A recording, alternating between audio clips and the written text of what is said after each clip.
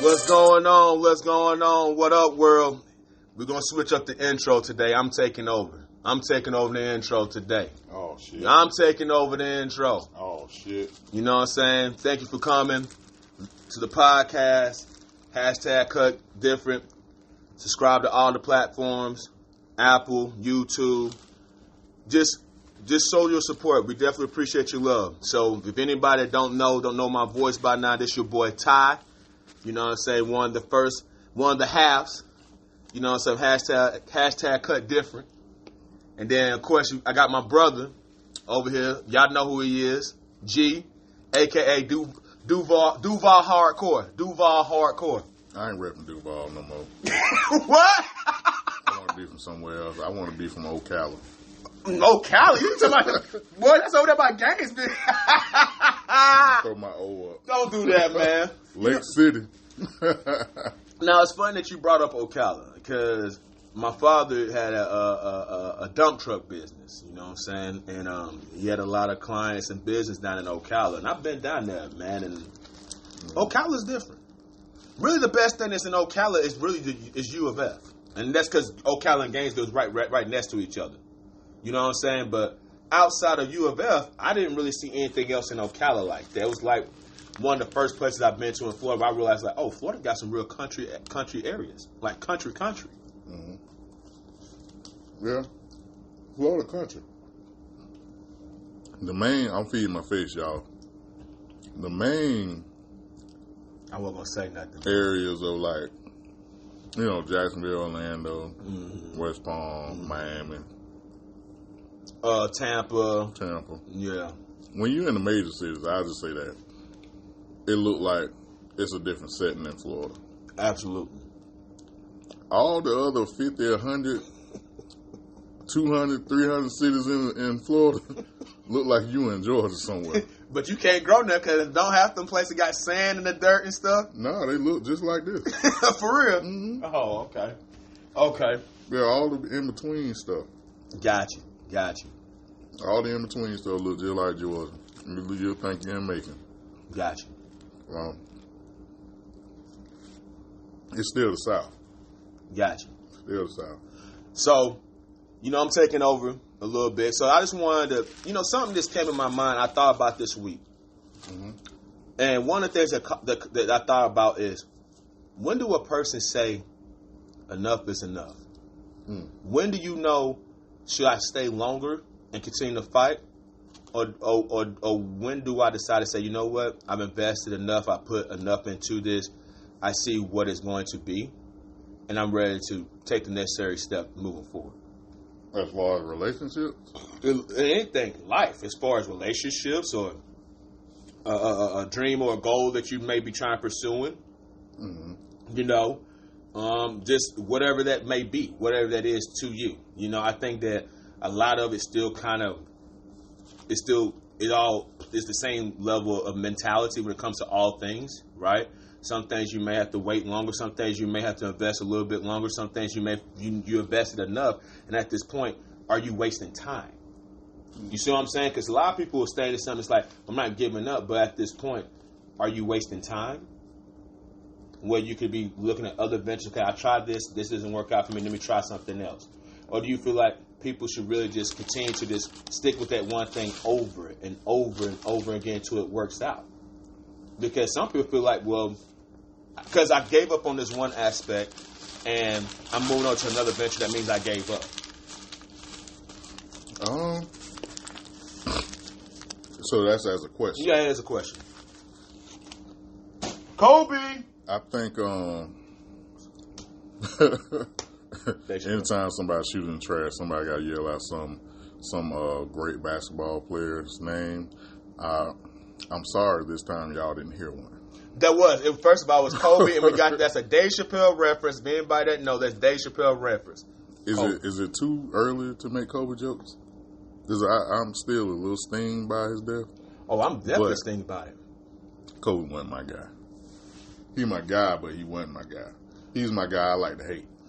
Kobe is my guy where, honestly, before you answer the question, Kobe is, to me, honestly, in that position, he's the second best shooting guard that's ever played that position. Second? Second. second. Jordan is number one. What was Dr. J? Dr. J was a shooting guard, small forward, if I'm not mistaken. And I'm not trying to be. He wasn't that tall. But I would say this though, I'm not trying to be funny, but I'm picking Bean over. I'm picking Kobe Bean Bryant over Julius Erving. That's a no-brainer. That's easy to win. I mean, and I seen Dr. J stuff. Dr. J was that guy. I didn't even know that Dr. J was hooping in the New York Park. Yeah, I didn't even know that. And I seen a video where he was like yamming and his head was up there. Don't get it wrong, Dr. J was that guy. He was probably I know this is weird. He was the MJ of that era before MJ came out. If that make any sense, that high flyer, the exciting guy, whatever the case may be. But with that being said, if I had to pick which two players between Kobe and Julius Erving at their prime, I'm picking Kobe Bryant at his prime. Period. 8 or 24, it doesn't matter. Really? Really. Oh, Dr. J. Easily. Not seeing this video soon. Dr. J was that guy, but that's just my preference. Who? I'll put J. O. Kobe. Ooh. I would. What? No, bitch. Nah, go ahead. I got you. But go ahead. I wanted you to try these Slims. I'm with you. So go ahead and talk to him. And answering your question. Yep. I forgot your question. Hey, man, I'm old. Damn, man. What's this? My birthday was Thursday. So we're just talking about who would you... So you want to go back to the original question? So we'll go back to the original question because we have digressed. Yeah. So the original question was... Sorry, guys. No, it's okay. The original question was... I'm listening. When do you feel like... Is it enough? Oh, enough is enough. Enough is enough. As far as you continue to invest into something, into a craft, into your goals, into a situation, right, or into an individual or person relationship, wherever that may be, and as far as you continue to invest more, or do you walking away? I got you, man. I know you want to tell me the whole thing. I'm gonna give it to you because you forgot. So I'm gonna help you out so your damn memory can stay on tap. God dang it.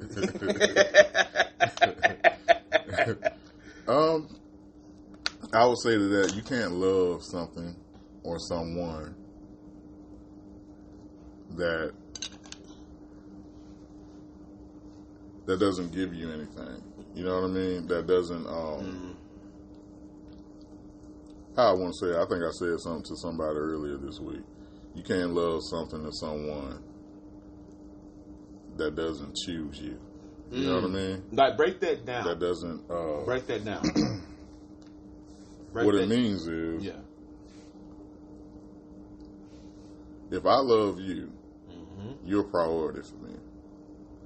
Not just by the words, but by the actions and your deeds. By the action. Gotcha. If I love you, and if it's something that I love, there's some form of gratitude that's coming from that lets me know that I'm doing something I'm supposed to be doing. That there's a good relationship between me and that job or that person. There's something that comes back to you that gives you that thumbs up that says, this is it.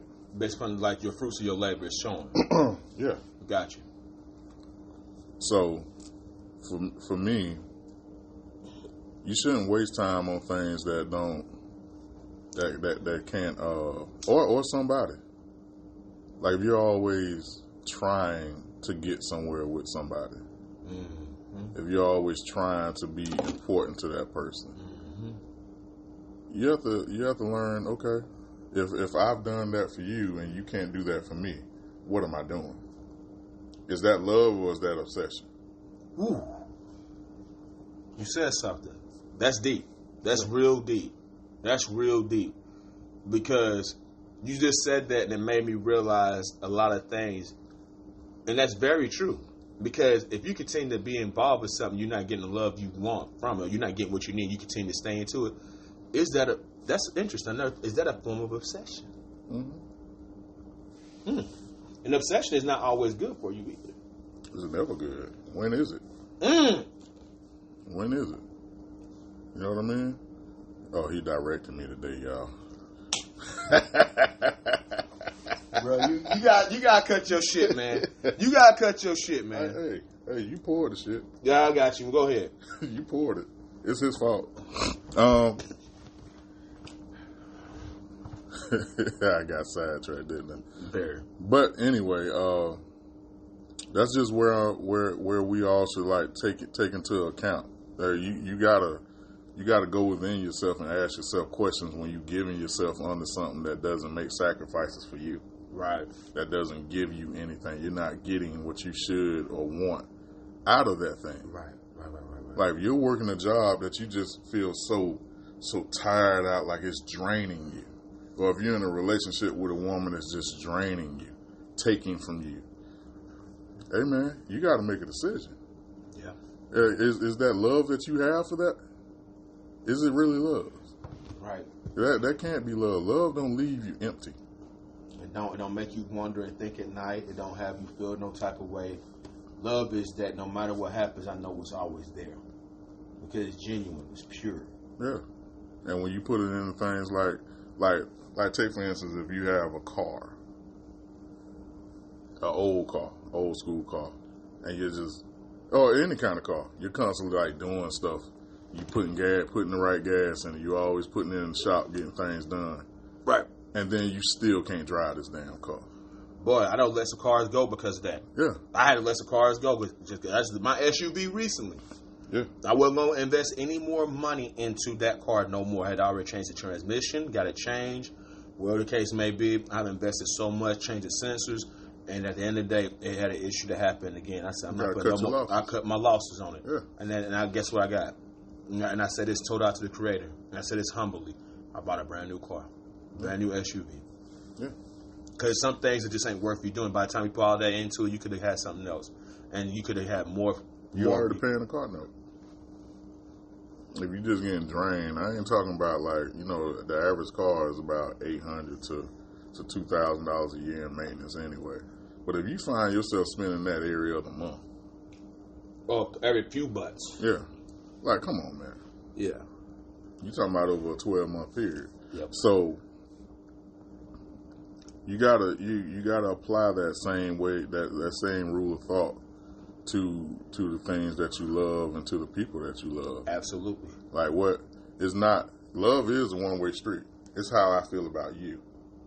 But you have to take into account, like, is that love if I'm constantly, always, never getting what I need from it? That's right. You never get nothing that you need? Or you're the main reason why the ship is still afloat. Yeah. Why the relationship is still intact. Because of your efforts, and we said this before on this podcast on numerous occasions, where a person is reaping the benefits of the fruits of your labor that you're putting towards the relationship and why it's still staying afloat. Mm-hmm. But if that person pulled back like how the other person is, then the ship would have failed. It would have sunk, right? Mm-hmm. You've seen those situations happen. So my question is, to follow up on that, is... Bam. So here's my question to you. My question is that when people do that, when they obsess over things, that knowing that they're not getting nothing out of it, does that take away from their ability to be able to focus on other avenues for them to excel in because they're so focused on that one thing that's not giving them what they need? Yeah. Yeah, you waste time doing the wrong thing, you ain't gonna never get to the right thing. It's gonna be hard for you to do that. But I think people need to see the snowball effect that they can have on you. Yeah. Like, meaning that because I'm so focused on the relationship and on your happiness because you walk around unhappy or grateful, or in case may be, it takes away the inability for me to be able to focus on other ventures, like establishing another business, establishing another source of income, or me working on my goals, or anything like that, because the fact I'm too busy worrying about you and your and everything that I'm putting towards in it to make sure that you're happy, and at the end of the day, I'm not getting what I need from it. But I'm so obsessed with making sure that you're happy that it takes away from me being able to focus on other avenues. Yeah. Yeah. That's why you shouldn't take so long seeking out your purpose. You shouldn't. It's like joining the gang at 16. You know, spent all these years in and out of juvie, in and out of county, in and out of prison. Mm-hmm. And then, you 35, 40, it finally hits you. I shouldn't have wasted all that time doing that. Yeah, you sometimes you can't regret. You can't live in regret, but you can regret something. You shouldn't live in it, though. You shouldn't wallow in it. Mm-hmm. That will hold you back, too. Yeah. That's another stumbling block. So, when you waste all that time in like relationships or jobs in the streets, and then you finally find you're happy. Like I know so many cats that got into like the Boys and Girls Club after they spent 20 years robbing, stealing, killing, and selling. Mm-hmm. And then they finally found that the ministry of giving back is what they was really like designed to do. Mm-hmm. You know what I mean? Mm-hmm. Like that heart so big. Like you got people out there like Big U. Wasted all that time. You can see the remorse in his face. You know what I mean? The remorse in Nipsey's face, Pop's face. You know, like dude, DMX, like the man was of God, but he was so far removed from it. We never got to see that transition. You know what I mean? His intentions, you could tell his intentions were there. But you don't get where you're supposed to be on intent alone. You don't. You definitely don't. It's not about intentions. It's about results. Yeah. And that's a harsh reality. Yeah. You ever have an argument with somebody and they be like, this, that, and that, and that. Well, I meant to. Like, don't nobody care about your intentions but you. Mm-mm. The world don't. No. The world care about what? I can't feel that. I can't see that. What can you see? The results. That's what I can see. So, and I wanted you to say that again because a lot of people get caught up on the hype of these promises that people said and said that they're going to do, and they never follow through their promises. And you stay in that what holds on, and what you stay, and I guess what keeps that person holding on is they still hold on to that promise that person gave them, but they never fulfilled it. And as is, player. As is. We said that before. As is. As is. When you get into a relationship, when you get into a career, you get into like any type of lifestyle, you have to accept that for what it is today. Mm-hmm. Not tomorrow. What it could be. Are you content with what it is and who they are today? Can I count on you? That's the bottom line. Can you love something that you can't count on? I can't count on this car. Why I got it? I can't count on this job. Why I got it? If I can't count on you, why am I with you? Man or woman, I should be able to count on you. And men have feelings too. One of my brothers on social media, little preacher brother, he posed the question like men need to feel safe too in the relationship. Break that down. You need to feel like I can come to you. And what I share with you is between us. What I need you for is between us. And some of the things that I can't say, you should be able to understand too. You know what I mean? Not saying you need to read my mind, but when I need you to hold me, do that. Right. When I need you to be there, do that. I should be able to count on you. Yeah, I should be able to confide in you. I should be able to talk to you and know that if I talk to you about that your homegirls don't know, your family don't know, or anybody don't know, that what that was I shared with you between us, and that was our sacred thing, and we build upon that. We don't judge upon that, we build upon that. Yeah, what when something steals your joy and your peace, what is that? You know what I mean? Was it, and I don't know a married couple, and I don't know a lot about your marriage. You know what I mean? But I don't know a married couple that they're still married to this day if they can't count on somebody. It ain't gonna work, man. Yeah. It ain't gonna work. And to me being married, I can truly say that is a huge deal. Yeah. Regardless if it's spoken upon or not, it's still one of those underlying things that may not be spoken of, but it's a big deal. The trust factor. Yeah. My wife, she gotta trust me to know that I'm gonna protect her. I'm gonna provide for her. I'm gonna be there for her when she needs me most. Yeah. That's a commitment that I've made. And I have to honor that. Yeah. To the utmost. And vice versa. It has to be that way. It has to be because regardless of not, people have to understand there's a level. We are being held accountable regardless of that person saying something to you or not. Yeah. Yeah. So it's like this, like take it to some hood stuff. Bring it. Let's take it to the take it. If I get in an altercation and you see me on the ground, the gun in your purse, what you gonna do, baby? Don't say nothing else. Don't say nothing else. I'm just saying, like, you don't, like, I need my woman, like, sometimes we gonna be in a situation, and not the hood stuff, but you know what I mean. By using that analogy, I need to know that you here. that you got my back just like I got yours. I'm willing to die for you. I'm willing. Under the right, you know what I mean? I should never have you in a situation where you got to pull a gun out your purse. But baby, the gun in your purse is to protect us. You know what I mean? My gun in my pocket is to protect us. My love is to be given to you. My trust is to be given to you. in the household. Yeah, in the household. My pockets, all y'all's. I'm that. last on the damn list. I'm last. But at the same time, you know that man that you're expecting that type of devotion from, he needs that too. He needs to have that from you too. It has to be where he's getting that same type of vibe and that love, not that the vibe of love, but he see it through your actions. Because that what you say is what you do. Mm-hmm. Let me say that one more time. Damn what you say, but it's what you do. Yeah. Because we can sing a good song all day. Yeah. We can talk it. We can talk that talk. Can you walk it? But can you walk the walk? Yeah.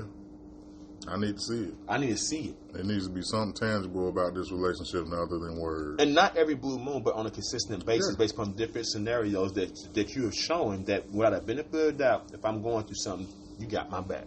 As I've done for you. Yeah. Any type of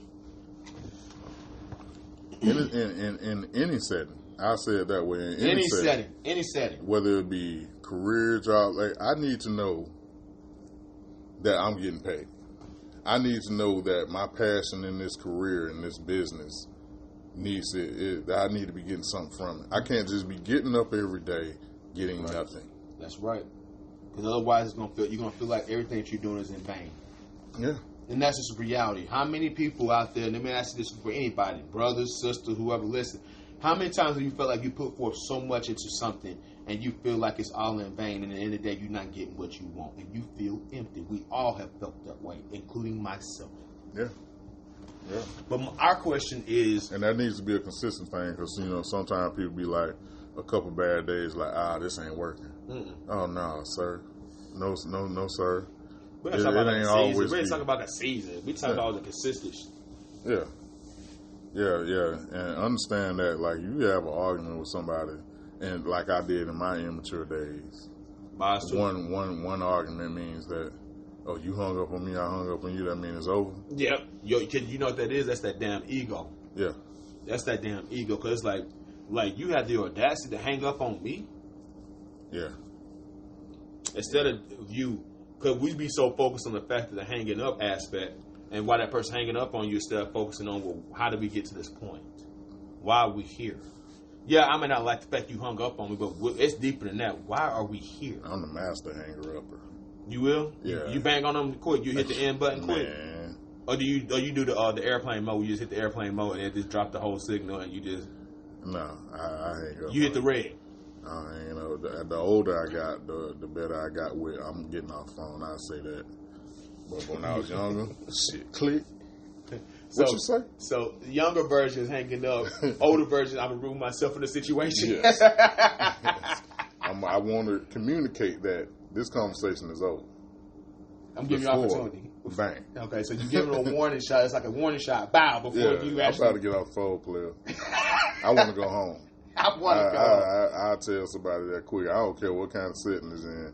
Like, if I want to check out, I'm checking out. I want to go home. But wrap this up. But do you feel like, now that you say that, and it's interesting, because I guarantee there's probably a lot of people that feel that way too, right? Right? I feel like we're more alike than we are different. So I feel like there's an audience of people out there that probably feel the way that you feel. But when is there a time for you to feel like you to do that, where you should take that drastic of a measure to remove yourself from a situation, or when you kind of stick in, be patient, try to at least, When you know you're about to blow. When you know it ain't going to be nothing good come from a response other than you removing yourself, then that's when you do it. Okay. Do you feel like some people have patience to be able to do that? At the moment you don't say something I don't like, then you want to pull that card? Because we got people that do that too. Where the moment I say something you don't like, then it's like, I can't handle it no more, I'm done.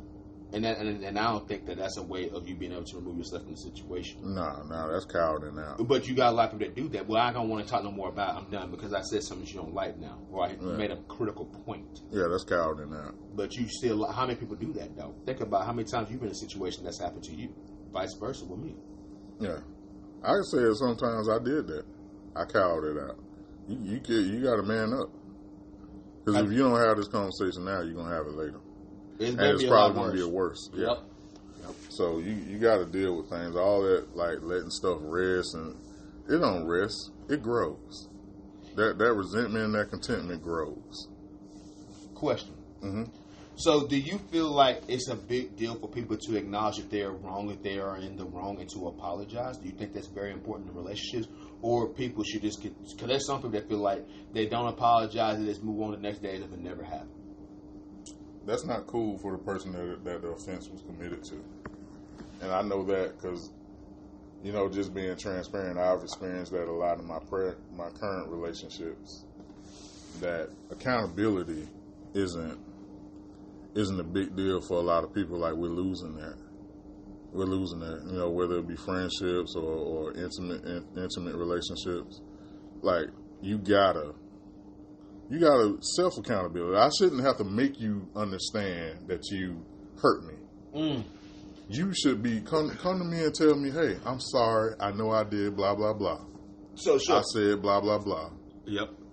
I'm sorry. Right. And I don't need to cover that up with excuses. So a person should be cognizant of the fact of knowing and being in tune with the person who they're with, if they hurt them or not. They should have some type of form of awareness. When you say cognizant, what the hell that means? Like, meaning that they should be using all these big words. Well, my bad. Well, I simplified it in a simple way. They should be aware of the fact that this is the things I'm doing to this person, and that this is the impact I'm having on this person, and they should be aware of that.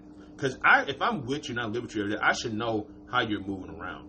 Yeah. If I'm paying attention to you, I should know how your body language is, how your tone is.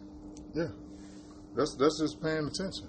You got to pay attention to your mate. But how many people? But do a lot of people do that? That's the question. Hell, I mean, say it. Don't sugarcoat it. Say that shit. They should. But do a lot of people do it, my brother? I can't say I know that. Based upon your experience that you've seen others. Like, okay, and I feel like that too. I feel like a lot of people don't do it with the. I'm a stats man. Okay, you like the analytics. Yeah, so I look at the divorce rates, and I look at the separations and the amount of people that aren't even thinking about marriage anymore, because it's like the world's so selfish now. So they don't want the responsibility of a relationship because they're not gonna own their stuff. They want somebody to just be there for them. Question. So with that being said, if a person, because you said that when people do that, they have a certain level of selfishness about themselves, right? Mm-hmm. Okay. So do you feel like that people that have a selfish mentality, should they be by themselves and not be involved with anyone else based upon that? I think they should address that. I'm not one of them people that think that you should just, you diagnose and you don't give it no medicine. Okay. You know what I mean? Like, you can't just say I'm selfish and be fine. You can't just say I'm rude and I'm fine with that. That's who I am. No, that's a flaw. A flaw is something you should work out of you. You shouldn't be walking around here and your girl telling you, well, you don't never buy no groceries for the house. You don't never answer the phone, and you don't ever like tell me you love me or tell me I'm pretty. Like, if you're so self-absorbed, that's something that you work out. You don't just leave that relationship and go to somebody else and give them the same shit you gave them. Because that's all you're going to do. Repeat the same pattern. Right. So right now, do I love you enough to make some adjustments? And we all have to adjust in our relationships, whether it be family, friends, intimate relationships, jobs. I know brothers that walk around quitting job after job all the time. I'll be like, how in the hell they keep hiring you still? Yep. You know what I mean? Like, you quitting every job because you got a problem with how they are. You got a problem with your boss being the boss. You want them to be your friend. That's not your friend. You at work. And I'm being straight up. You can't have a problem with everybody. Everybody ain't got the same problem. Yep. It's you. It's you. You can't keep quitting. Yep. You gotta take the test. You got to. You right, brother. Yeah, you can't just run around here. Hey, man, let me tell you what they did before I quit. Hey, man, why you keep quitting? And then you quit and you don't have no backup plan. Yeah. And when you look at stuff like that, you can look at it, brothers, if this is you, I'm not shitting on you right now. I'm telling you like it is. If that's the type of personality or character that you have, you can look at the rest of your life and you can see that same problem. It's going to continue to happen. You quitting on your kids too. You quitting on your girl. That's right. You quitting on your family, your friends. Like, you just bow out. That's just how they are. You want everybody to accept that. They can't count on you. The problem ain't everybody. Sometimes the problem is you. That's right. And we said this on this channel on multiple occasions, that you have to sometimes look yourself in the damn mirror. Yeah. In order to be able to see that, okay, is it them or is it me? Am I attracting this, even these type of relationships or these type of people in my life? Yeah. Because I believe in the laws of energy. And I believe that you attract, if you continue to attract the same type woman in multiple relationships, then whose fault is it? Is it them or is it you? I'm going to say that one more time. If you're attracting the same type of person in which you're trying to escape, is it them or is it you? It's me, guys. It's me. It's me. I felt that in my spirit. Because I've had it. I've had to say that to myself. I've dealt with, I'll give an example. Some of the most previous, the last few relationships I dealt with before I got married, I was dealing with the same type of woman. Angry, bitter. Felt like I owed them something. But all of them had one thing in common. And guess what it was? Bad daddy issues. Mm-hmm. And you wanted me to make up for some things that which I didn't do that someone else did. And you took it out on me. Sometimes you have to identify that you're probably a healer too. You have to, but at some point, how long do you become the healer until you become the person, now you're the victim of what someone else is doing to you? Now you need to be healed. You know what I'm saying? Everybody deserves to be healed, but it can't be at the expense where you're losing yourself.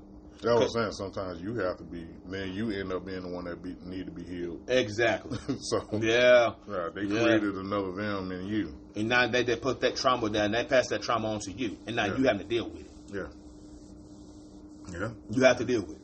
And we have to, and that's the whole point of this podcast, that when we talk about these different things, is that you're avoiding a situation where you're having to add more trauma into your life. Yeah. As black people, we already got enough trauma as it is. Yeah. All of us. Self-inflicted. Even a lot of people like to say PTSD, but hell, black people carry a lot of PTSD from slavery. Hell yeah. And civil rights and everything like that. Civil rights, projects, hood life, whatever it may be. We all carry that. But is that an excuse for you to continue to live in that narrative in which your forefathers and your ancestors had to go through, or do we try to break the generational curses? First of all, I ain't have 4 daddies. I had 2. This guy. So you want to put that shit all the way out there, huh? That was the only damn thing. We cutting up, y'all. We cutting up. So that's why I love that book, The Conversation. Mainly because of like that second and third chapter, that when they pose the question about like why black folks need to talk before they enter into relationships.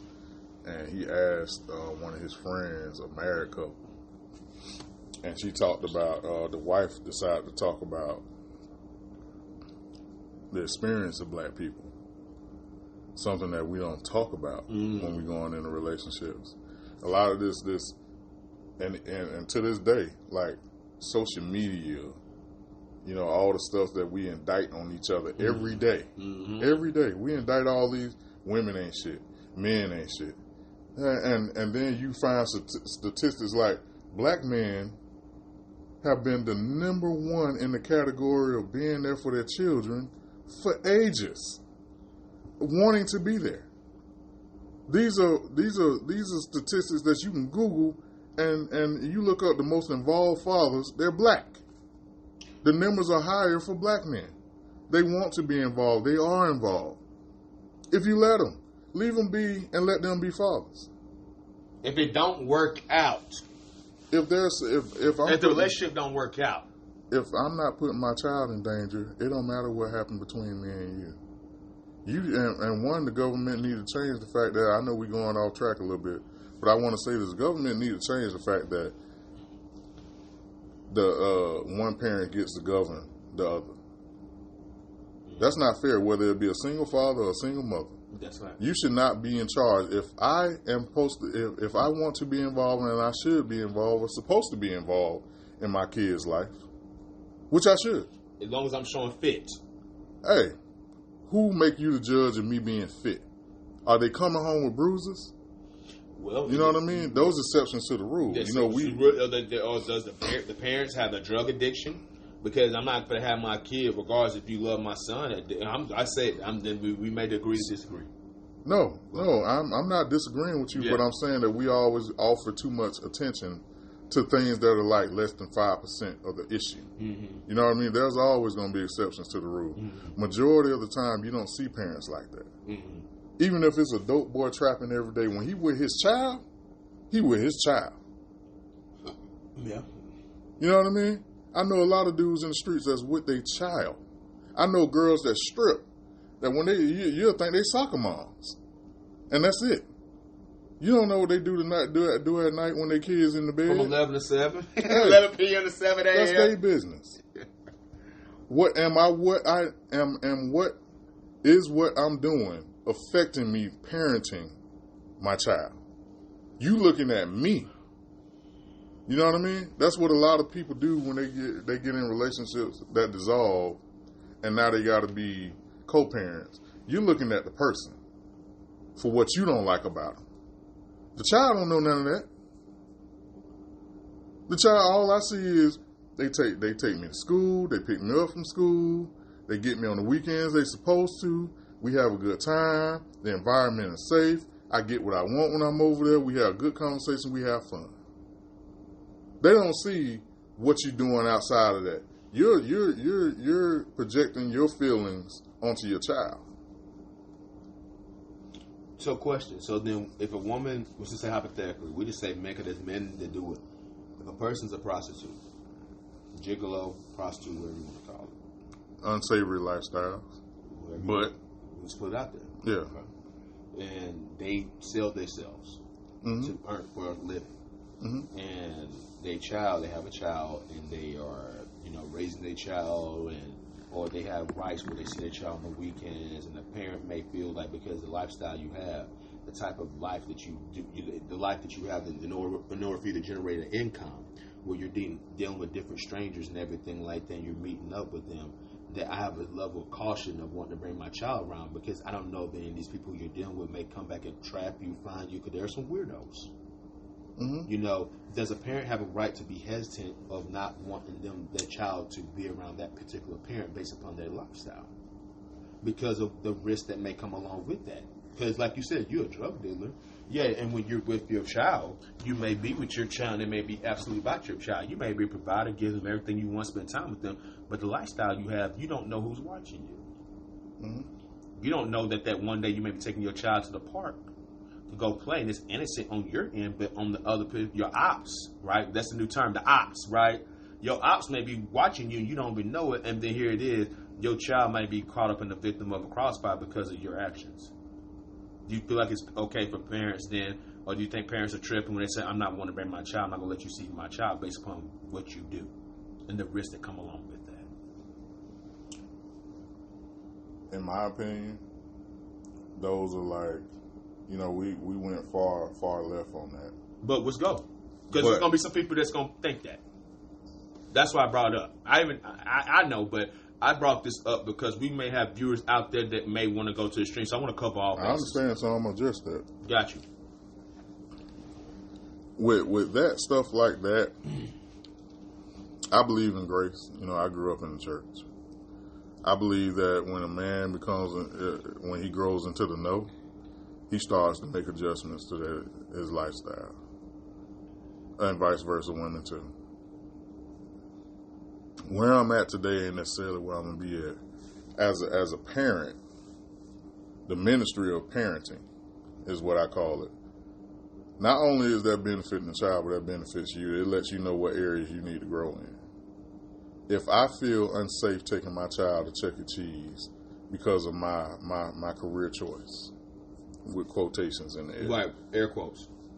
I know that I need to change that because now I'm endangering my child. But a lot of times, and that's all I got to say about that part of it, because those are like small exceptions to the rule. Because there's a lot of ex-street dudes that are now working straight jobs. Absolutely, that are fine, and that's totally fine. There's nothing wrong with that. And they didn't stop until they wanted to stop. They had to come to that realization, that conclusion on their own, though. But they still had an opportunity, a window of opportunity. We all have a chance to change, but do you change while the window of opportunity is there before it closes up? Yeah. And these are the people who you're naming in those examples where they were street guys that went corporate because they had an opportunity. They changed it before that window closed. Yeah. And now they don't have to worry about there's no longer their story, there's no longer their narrative, whatever the case may be. I'm with you. Go ahead. Yeah, they out of that. But what about the ones that don't? Well, I mean, there's some consequences for that. It may be you, it may be your family. You know, maybe your children. But that's such a small percentage of what's actually going on when women feel the need to step in on guys and separate them from their children. It's because I don't like the woman that you're with. That's the pettiness. I don't like the guy that you're with. I don't like the lifestyle you lead now. With who's around you. I don't know them. You ain't got to. I don't know everybody you know. But do they have a right to know them, though, if your child is around them, though? That's a touchy subject. It's a touchy subject because it's been made one. But I'm going to give you, so it's hypothetical. You're saying... Go ahead, I'm listening. No, go ahead. You go first. I want you to finish your point, please. Go ahead. What I hear when someone says that is you're saying that you love our child, but you think I'm going to have them around people that's going to hurt them. You don't know. It's my child, too. I feel you, but I got to know that... I don't need you parenting me and the child. That's very true. That's very true on that aspect. But if I see that based upon before we left, or that even after we left, you're still exerting a certain behavior that is showing that based upon the actions and the things that you're doing is putting the child at risk, then the parent, in my opinion, has a right to question that. Because at the end of the day, it's our child. Yeah, I understand it's your child, but it's their child too. And I need to know that you're not putting our child in a position where something can happen. Something can happen, though. But is it based upon just random events or because of things that you're doing that could generate that energy where it could happen? It's two different things. And that's my question. Things like that can randomly happen anyway, though. You know, I was a single parent. Mm-hmm. And I gave my daughter's mom a hard time because I didn't trust her instincts around people, her choice of friends and stuff like that. Mm-hmm. So I made it difficult for a little bit. For a season? Yeah, for a season. Okay. And I didn't trust her. Okay. You know what I mean? Okay. Like you walking around Walmart, you don't know where she at? Oh, hell no. No, you can't do that. But what I had to learn on my own is that when I had my own situations with my child, and I'm right here and something happened. You can't control that. Once you get into a situation when your child, when you're co-parenting outside of the household, that's the invitation that you sent out. That's the invitation. So, I mean, you have to put it like, okay, if my kids are with my wife, we live together. Something can still happen. You're still the same person. You still don't pay attention to everything like I do because I'm the way I am, and I'm always like checking. The security is a big issue for me. It ain't going to be for her. We ain't the same person. So you have to like chill out. That's what you made for. You know what I mean? If you need to intervene, if you need to check something, that's when you come in. But all that warning and telling people what they can do with their kids, you gotta let that go, because you're not in charge. They got the same rights you have when it comes to them kids. You know what I mean? Like you can't just tell somebody you can't have around such and such. If such and such ain't bothering them, get off my phone. Yeah, because not some people do petty shit. Excuse me. Most of them Do a lot do petty shit because not because of what the person is, because they just don't like the idea of someone else being around them. Yeah. Now, and I feel like, and when they do that, then yeah, that's you doing too much. That's most cases. And you see a lot of cases of that. I totally agree, especially with women, and when it comes to women dealing with men that have moved on from them and they have met a new woman but want to still be involved with the child, then they would use that as an alibi, as an excuse. Oh man, I've seen that happen a lot. So I agree with you on that. And vice versa. And vice versa too. And vice versa, absolutely. I've dated women that got crazy exes. But, always hanging around and lurking, you know, and goddamn, you know, and always out there. What's the Beverly Hills Cop when they out there? This what's the stakeout? Telling you, you know what I mean? Telling you what's going on and stuff like that. Hey man, let that go. Any brothers out there like that, if you're no longer with her and she don't want to be with you, focus on your child. Say that one more time for the people in the back. They heard me. I want you to say it loud for the people in the back. Focus on your child, bro. She don't want you no more. And it's so and accept it. Don't try to force it. Do some psycho bullshit to force yourself to make it what you're gonna be in my life. Because how many cases have we seen that happen? What's the outcome? Either they in jail or they what? They dead. There, you ran up on the wrong dude. Ran up on the and we don't see that happen. Yeah.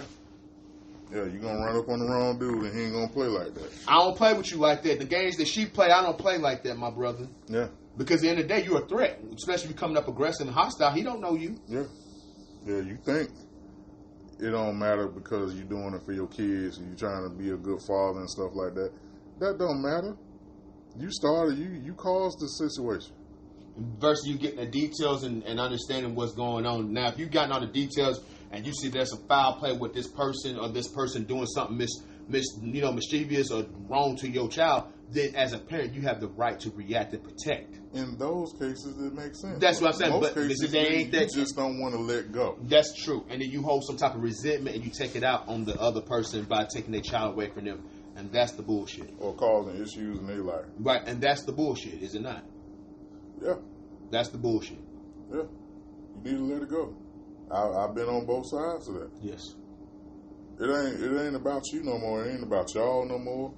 You need to just let that go. Let that go and focus on, and y'all co-parenting, and that's it. Because at this point, the one thing that y'all can say that y'all did correct at the end of the day and no one can take away is that life. Get them kids to 18. Get them to 18 and try to prevent them from experiencing try to remove as much trauma out of their life as possible. Right. That's our job. I've learned something that, we're not going to always fulfill that promise of that commitment of being able to remove complete trauma out of their life with our children. We're not. I just had that self-realization just recently, brother. And it was a hard pill to swallow. Yeah. Because I'm big on mental illness, right? I'm big on, self-love and stuff, and I try to instill that and teach that with them, but they may still experience it at the end of the day. Yeah. And at the end of the day, you know. Yeah. Yeah. You're going to blame yourself for stuff that ain't your fault. Right. So it's our job that, like you said, and I understand what you're saying, that in those situations with our children, that we don't need to act in that way, because when you act in that way, people don't realize we are creating trauma. And are we adding on to the generational curses? Mm-hmm. Isn't our job while we're on this earth is to remove and to fix as many generational curses as possible? I'm going to say something that probably is against popular belief. What's that? My idea is no. And why is that? That's interesting that you say that. That's interesting that you say that. And I want to know your thoughts behind that. Well, I go back to the Will Smith quote. When his dad told him and his brother to build a wall, and if you thinking about this as it speaks to generational issues, if you start thinking about the proverbial wall of fixing all of these issues that we got, instead of just focusing on this issue, the issue that you have in front of you is that I want to be a present father and a present husband. I want to be a provider to my family as it stands right now. Absolutely. I'm going to lay this brick. Yes, sir. I hope my homeboys doing the same thing. Right. I hope that my kids learn from what I'm doing. Right. And if I have a circle around me, a family and friends that are also doing the same things. We're teaching these kids that the latter is not an option. I'm with you. You know what I mean? We can't focus on the generational stuff. Absolutely. We got to focus on today. Go ahead. But guess what you just said, though? By you doing your part, you are breaking generational curses. And I'm going to tell you the reason why. I'll give you an example. That's a broad statement. It's a broad statement, but you're still doing the work without you knowing you're doing the work. Even though you're not putting that pressure on yourself, but by you doing those deeds that you're doing by you being present and being a father figure in this child's life. Hypothetically, we'll just say that for a second. You're being present in your child's life. And with your wife. Right, and your wife. We'll just say, for example, for fathers, I'm going to use a broad example. There's men out there who are fathers to their daughters or their sons who didn't experience that type of father figure in their life. Right? Mm-hmm. I grew up without a father. Or sisters. I grew up without a mother. Mm-hmm. I have a child now. I'm not doing the same things that my mother did to me. I'm doing something different. I'm taking a different path.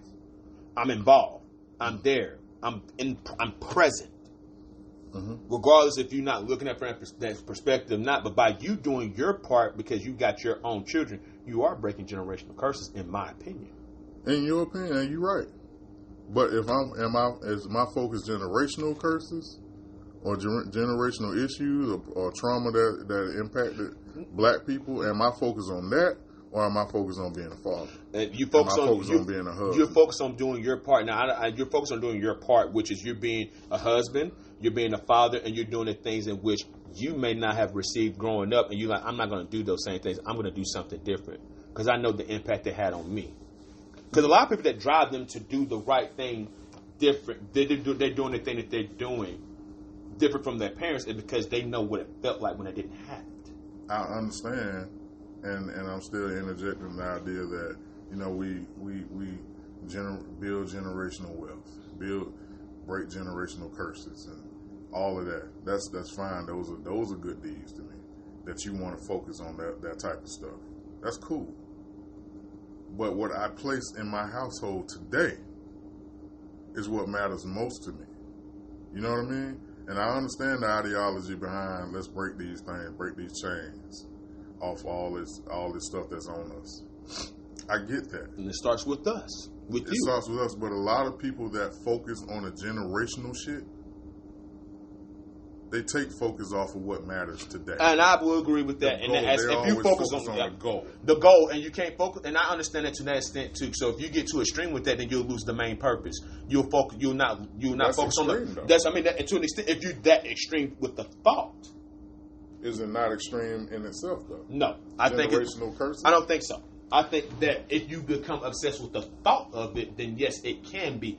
But to acknowledge the fact that there are generational curses, absolutely not. Then the interpretation of it as it comes through to my children and my wife, if that's my focus, we're all looking at the goal line. We're not thinking about the happiness and peace that we can instill in our household today. I don't see that. I look at it as I see that I'm aware of what I didn't have in my life, and I'm aware that the impact that it had on me. And so now I'm aware that when I have my own children, I'm not going to make those same mistakes that my father did or my mother did, because the fact is some people make these mistakes because it's not based upon them being evil.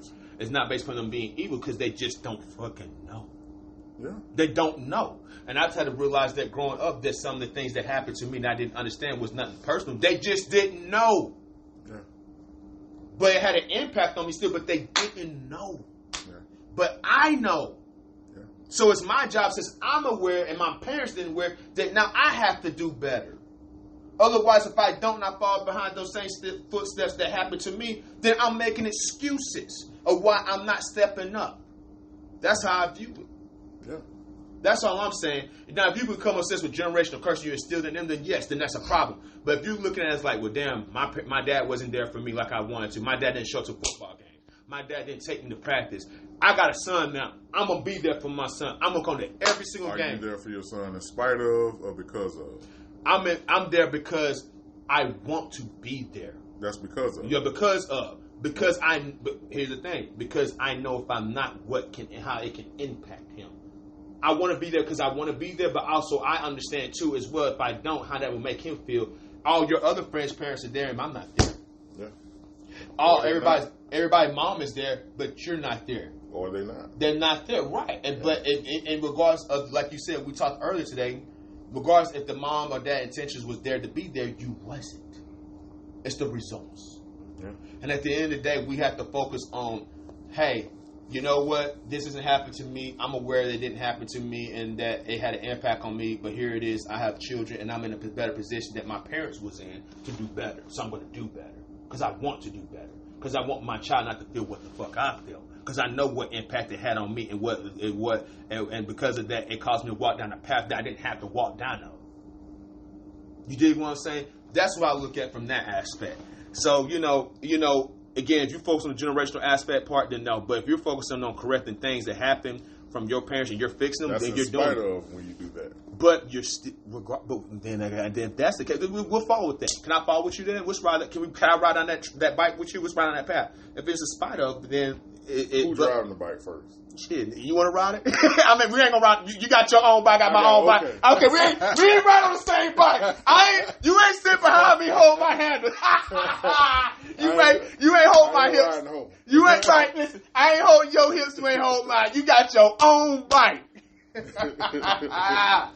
Oh man, but I'm just serious though. I just want, again, guys, and this is good that you have these conversations with your brother.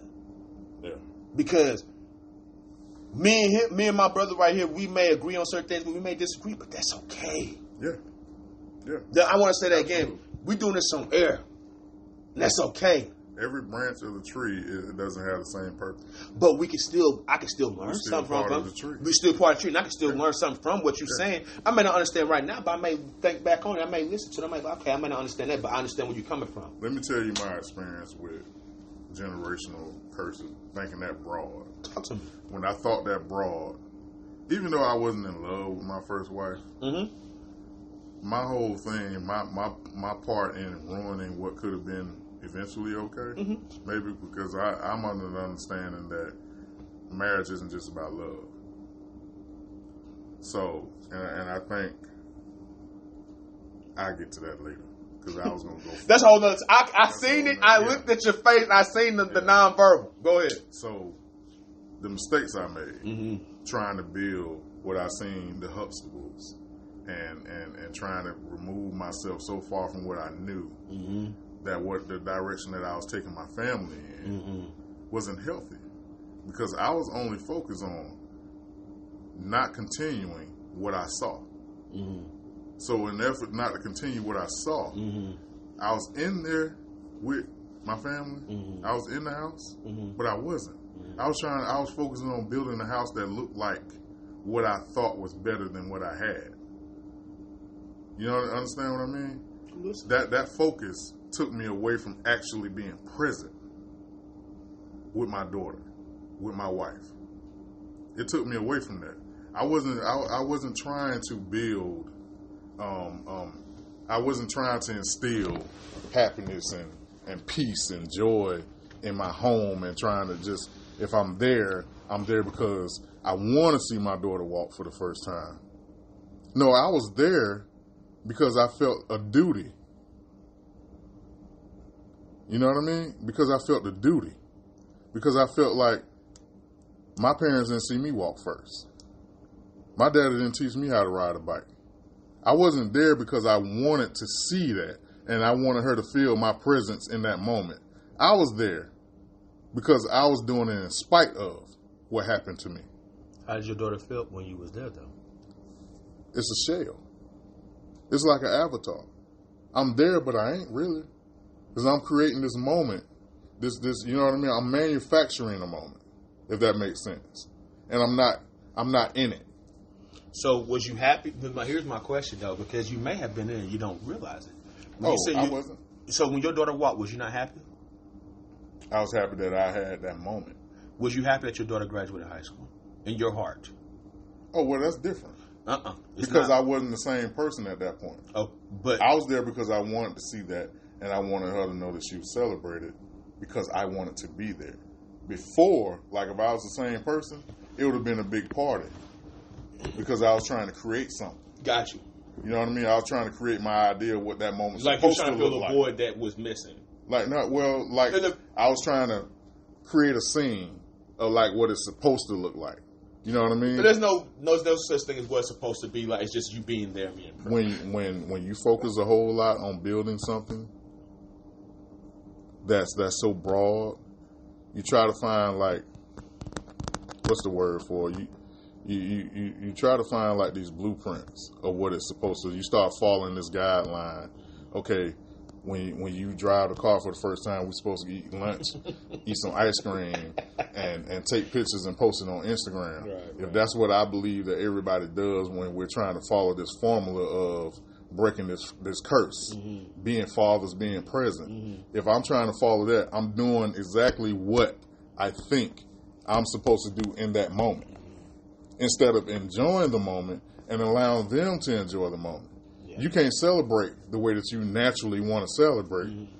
Like, hell, we might just go get ice cream and have a conversation, hug you, hey, baby, you did good, high five, let's get out this hot ass car. You know what I mean? Let's do something else. Yeah. You good. Next weekend, we back at it. You know what I mean? That's the way it naturally, probably, just hypothetically, naturally, it probably would look like that.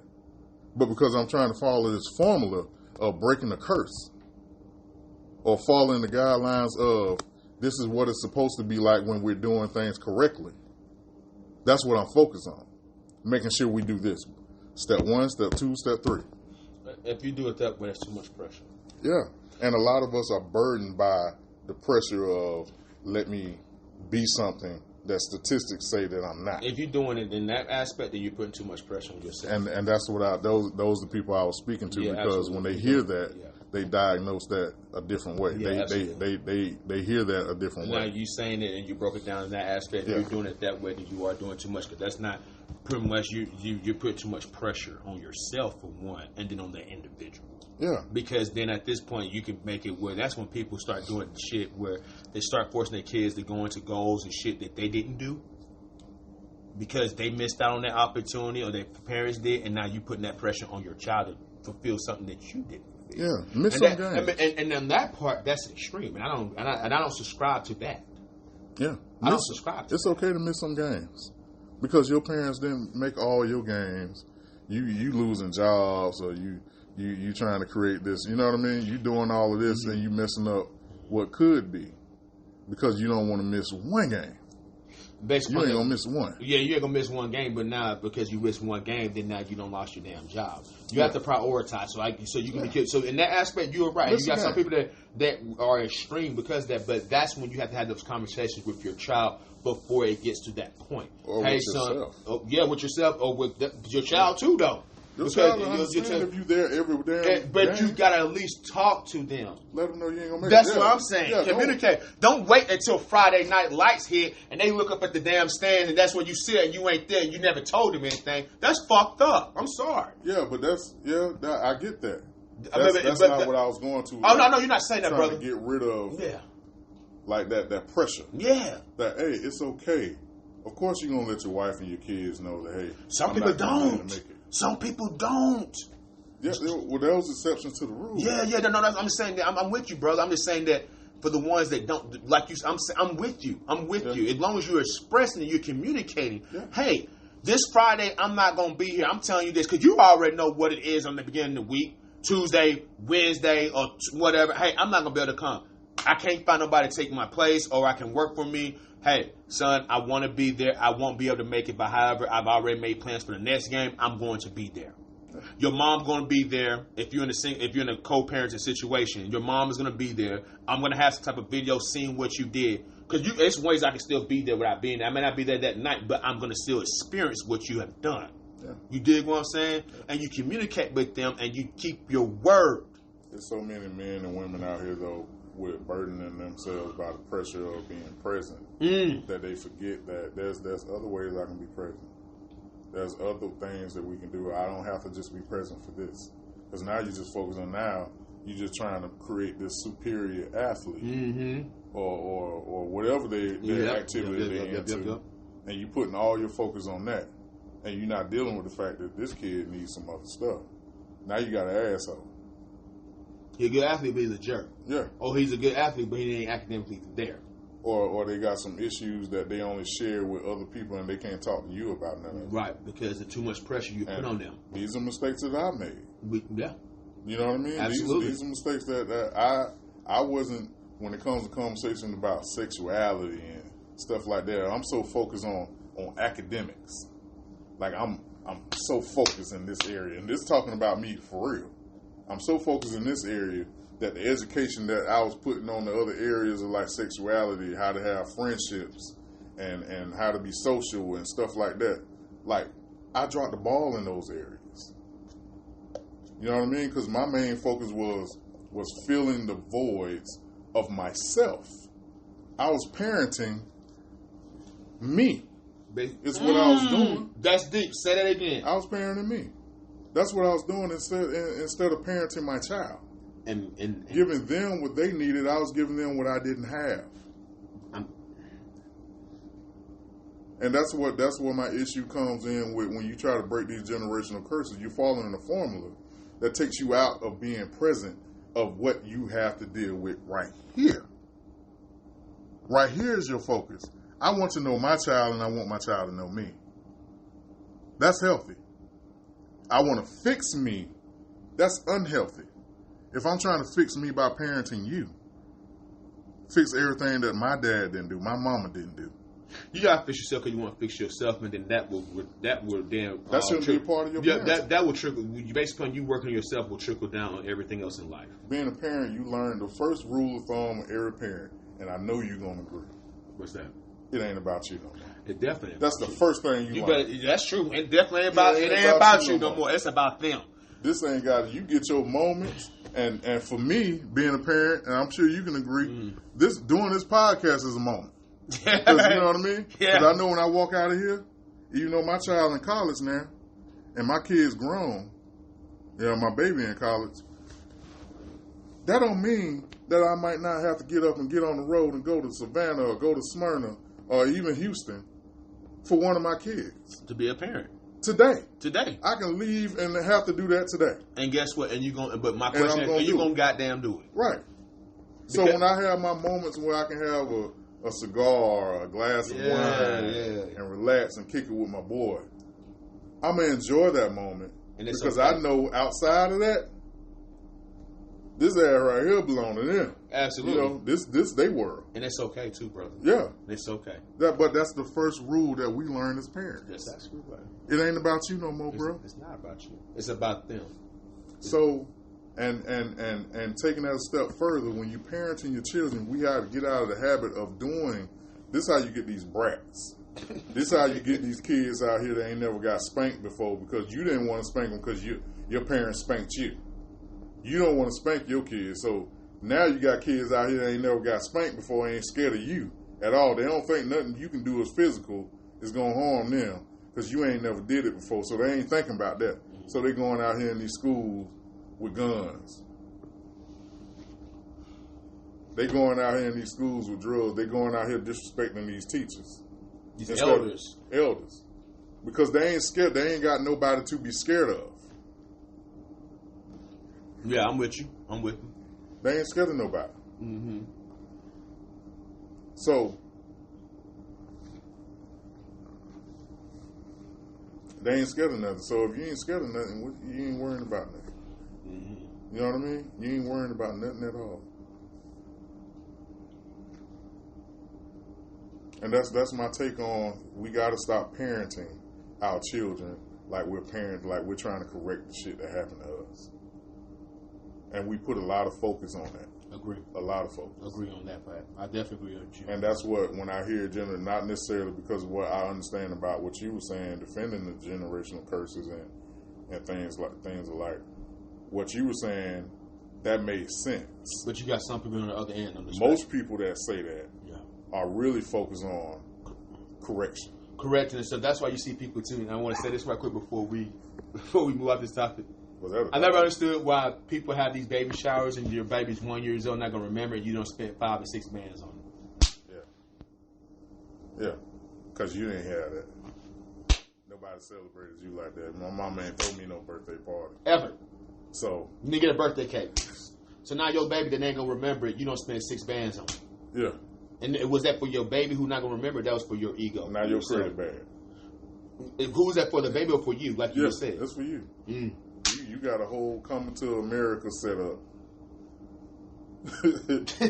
for a 1-year-old birthday party that they ain't gonna remember. And my thing is, with that $5,000 you spent on that baby shower, could you invest that on something else? Instead, you getting out of that apartment that you had that baby shower, could you got you a house? Yeah, the real issue with black family, you want to break something, break that up. Stop doing that shit, wasting money. If they ain't gonna remember, if you see your kids, you keep thinking about that. Mm-hmm. Nah, don't worry about that. Don't worry about that. That's outside. We inside, bro.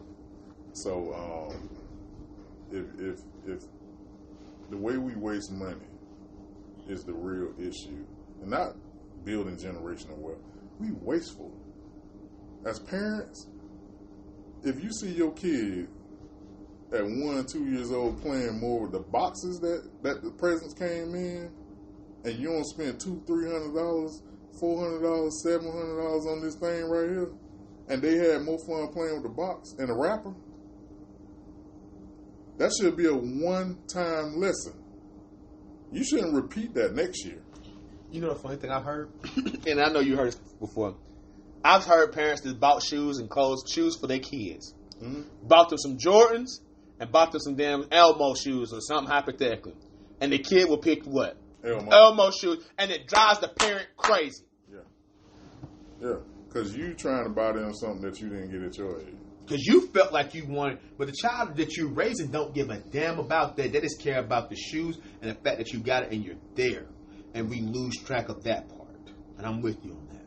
Yeah. And that's how you can push your child away. That's how you can add unnecessary pressure to your child subconsciously, or making them be something that you wish that you had and they didn't get. If you're going about the wrong way. Can I defend myself real quick? Because I think I just kind of talked about myself and I didn't even know it. So my daughter goes to a HBCU. My youngest daughter goes to a HBCU. Okay. She needed rain boots. Okay. I didn't go on Amazon and look for regular old rain boots. I had seen Uggs. Of course, we're going to get the good shit. My daughter already corny as hell. Okay. When it comes to like the way she dressed.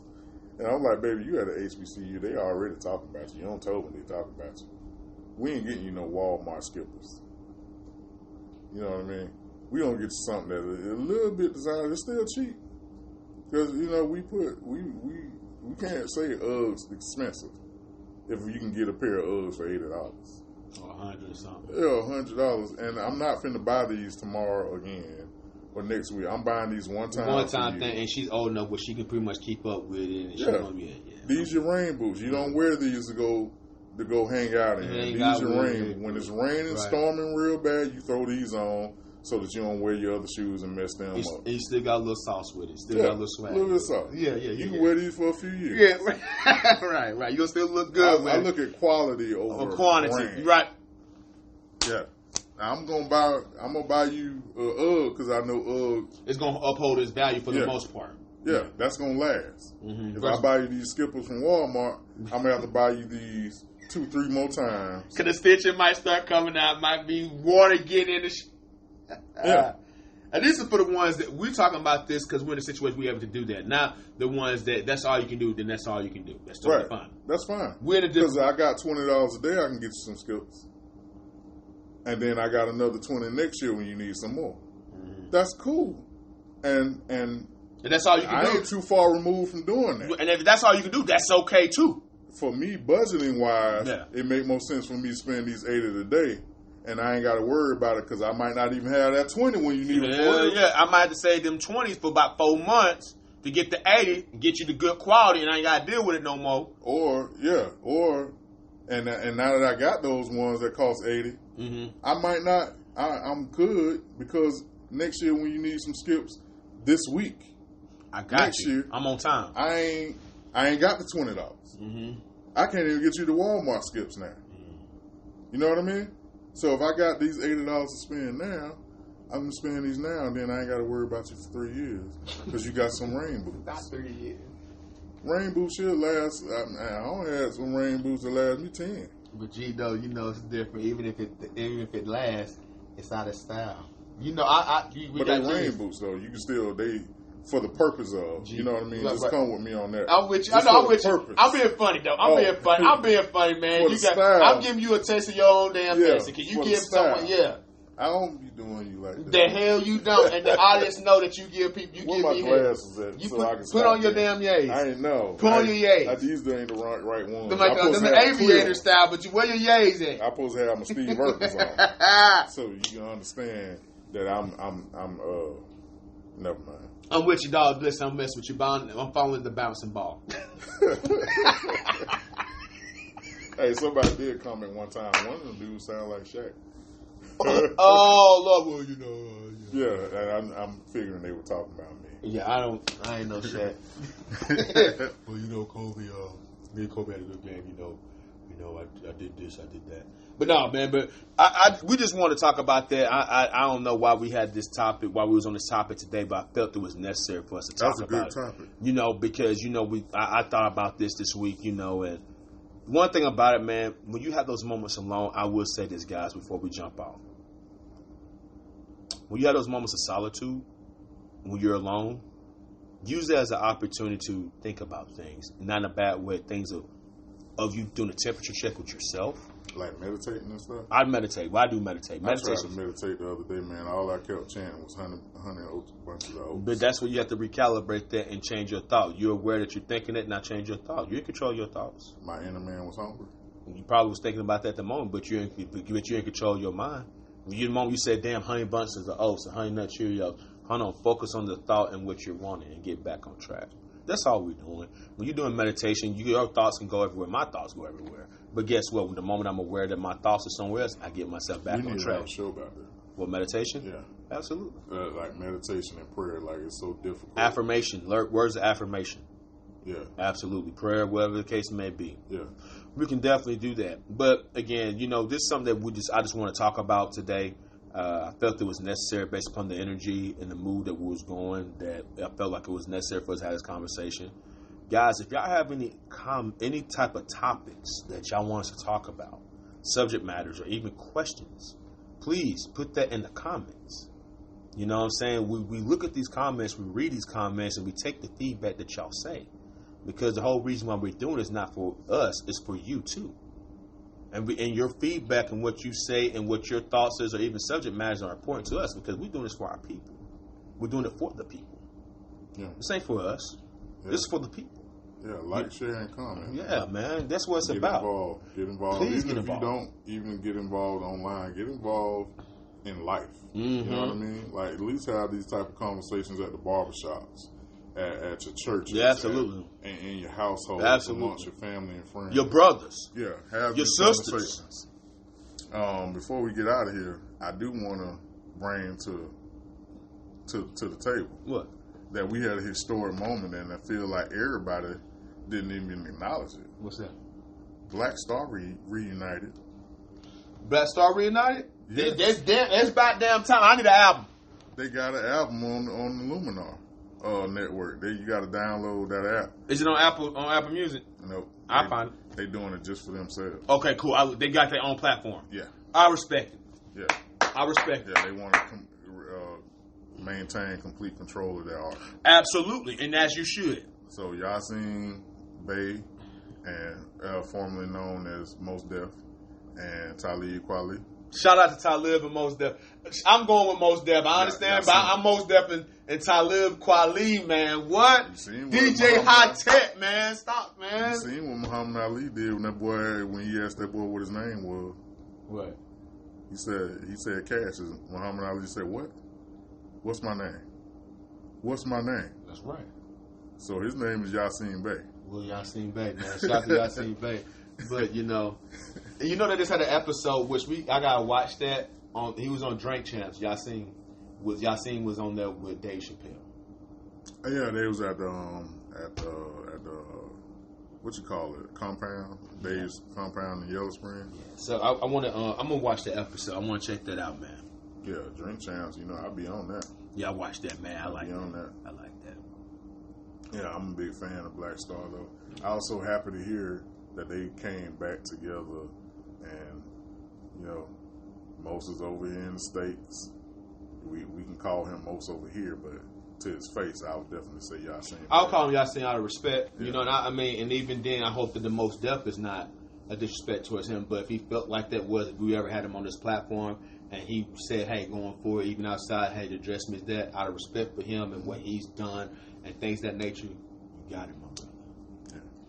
You got it. Yeah, it ain't like Most Def was his actual name, so I think he's giving us something that he's changed his name to now. So that's who he really is. That's who he is, Yasin. So shout out to Yasin. Shout out to just Chappelle, the Black Star Movement, to Talib Kweli, any type of conscious rappers. I gotta give a shout out to Black Thoughts, man. You know what I'm saying? From the roots, man. I gotta give a big shout out. Top 10 easy. You Listen, know, when we did our list, didn't I say something about Most Def in our list before? I think you did say something. I think you did, but a lot of cats, man, sleep on Black Thoughts, man, from the roots, man. Yeah, Black Thought. Black Thoughts is, if you listen to Black Thoughts and what he's saying, he can rap. S on it, though. Huh? I mean, Black Thought. Excuse me, Black Thought. Black Thought. But when you listen to Black Thought, man, and what he's saying, man, he can hang with the best. I've heard him rap with the best. Can the best hang with him? I mean, shit. I mean, he rapping with. I mean, like one of the best. Well, right now, one of my favorite lyricists that's out is my boy Benny the Butcher. I don't know if you ever heard of Benny the Butcher. He's from New York. He's a good hip hop artist, but you know, most they got some. I mean, not excuse me. Black Thought got some stuff with him, but this Black Thought's content and then how his flow is, man. And he's an old. You know, some people may consider him as an older cat. He is older, but that Joker still got it. Yeah, I mean, just like Jay. But I've heard Black Thought spit some verses harder than most of Jay-Z's. Ooh, you trying to start some controversy, but you want to keep it all the way above. I mean, we keep it 100. I prefer Black Thought over Jay-Z. Say it again. Black Thought is in. If I can redo my list now that we're really having this conversation, and after I remember how much I love Most back in the day growing up, to me, Most was hip hop. Outside of everybody else, he remained hip hop, and I'm more partial to hip hop than rap. I am too. I'm a hip hop fan before I am rap. Absolutely, yeah. And there's a difference with that, and people need to understand that there is a huge difference. Culture. There's a huge difference between hip hop and rap. Do not get the shit twisted. Yeah, hip hop is culture. Rap is just something you do. It's a trend. Yeah, that's when you switch up the style. Most has always been, and from the reviews I read about this album, he back. I wonder who the producers are on that. They got any producers? Who the producers are? They probably using Outtake again. Mm-hmm. I think they went back original. I hope and I think they're using Kanye a little bit too. Ooh. I hope they got. If Ye got on there for at least a couple, and Ye went back to the old stuff how he was doing it. Oh, I'm already sold in. The last album they did when he brought Black Star back together, mm-hmm. and he produced that album. Mm-hmm. It would. It should be a classic album, but you know most people didn't listen to it. That was a classic. Did you like Pharoah much? Pharoah was alright. You know, I know he was with the crew, but he was probably the one. He was what I thought of when I thought of backpack rappers. Pharoah Monch, I was like, he's a little extra. But his shit was catchy. Don't act like some of this stuff ain't catchy. He was alright. He was nice. What was the one song he had with him, Pharoah, Nate Dogg, and Yasin? Oh no, the Most Def. You don't remember that song? I do. With Nate Dogg, I remember. That was a hot track. Yeah. Pharoah was spitting on that too. Pharoah can spit. He can spit, but out of them, but out of all of them, I would say that he's probably, the best. No, he's like probably the least. I don't want to. I'm trying to find the word. Kind of want to come off as like. Yeah, you always telling me to keep it 100. I mean, out of them, he's a good rapper, but he's the least out of them. Yeah. Out of that crew. That doesn't take away from him, but that was just. For me, it was actually. I might get booed off. What? Talib. I ain't got nothing else to say. With that, except for that one hit he had. What hit? His big hit. What? He don't have a few of them. He had that big hit though. It was what? Listen. No. What Talib's big hit was? That was his biggest hit. It ain't. It was kind of like a. Dang, it's in the back of my head. If y'all know it, y'all let me know. Y'all let us know. Let us know what, because I'm a little confused about the fact that Talib. Listen, pull up Google Talib in your phone real quick, and it'll tell you his biggest hit. And it's the song I'm thinking about. It ain't no damn listen. Well, I didn't know what the hell you was talking about. Talib don't had a few of them, man. He only had one big. You don't got my dog Talib Kweli, man. No. He said nah. No, bro. Just to get by.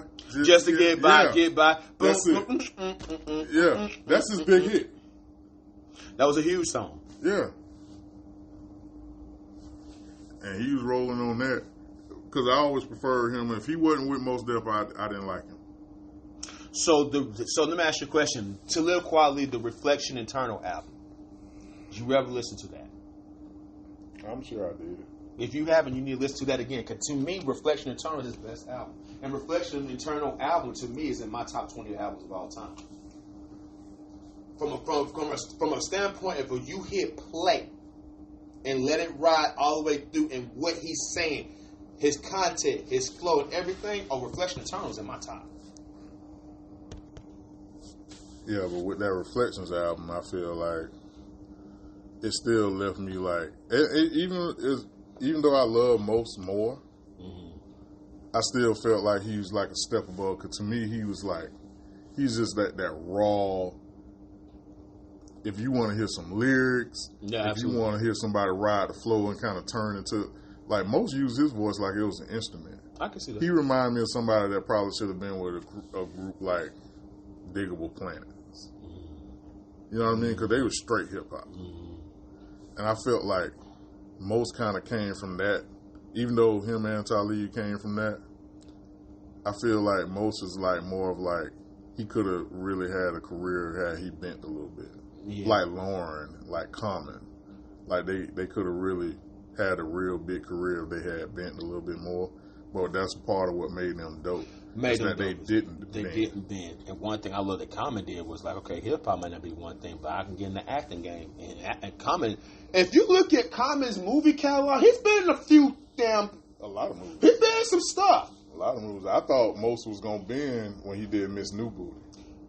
Mos had some real good movies. He did a movie that he was a Miss New Booty. Oh, remember that song? Yeah. It's like that was his first step into playing with commercial a little bit. Yeah. I was like, it was dope, but Miss New Booty, because his lyrics kind of like it was like a satire of women being that way. Yeah, it was a satire. It was a double. Yeah. But but the way it sold, it was like they was thinking that he was like promoting that. He really was. But that's when hip hop kind of like Buju Banton. But that's why hip hop is beautiful, because when you sit down, you listen to the content where he's saying, he ain't talking about that. He ain't telling you to go to work. He definitely ain't saying that. No. But you gotta listen to it. Don't get caught up on the surface. You fly without that. yeah, what you getting surgery for? Miss New Booty is very prevalent to what we got going on right now. You know what I mean? And that made me think about Buju. When Buju did Murderer, everybody thought he was saying, go kill some shit. Right. He was really saying, how could you take the life of another? Right. That's in the lyrics. He wasn't promoting it. But in closing, this was a great show. And again, I appreciate your presence. Likewise. And y'all guys, y'all like, share, comment. Let us know what y'all think. And as always, you could have been anywhere in the world, but you here with us. Yep. Hashtag Cut Different. Available on all streaming platforms and all social media networks. These are our 2 cents. Spend them or save them, y'all. We out of here. Peace.